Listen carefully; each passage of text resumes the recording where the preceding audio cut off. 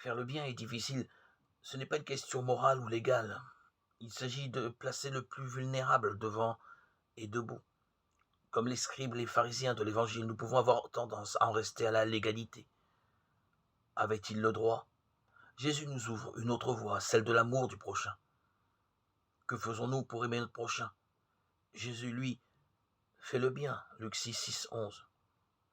Les scribes et les pharisiens ouvrent en débat autour de la loi.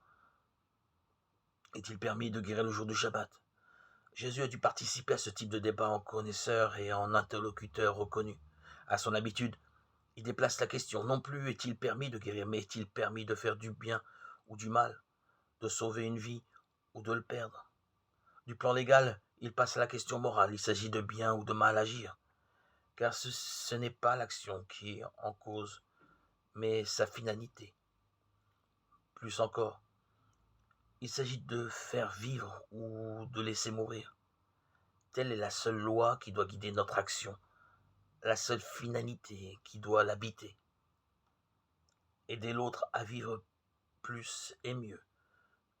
Refuser et combattre tout ce qui le détruit et le fait mourir. Luc 6, 10. Nous rappelons ton amour, Seigneur, au milieu de ton temple. Sur toute la terre, ceux qui t'ont rencontré proclament ta louange. Tu es toute justice. Psaume 47. Dieu qui a relevé le monde par les abaissements de ton Fils, donne à tes fidèles une joie sainte.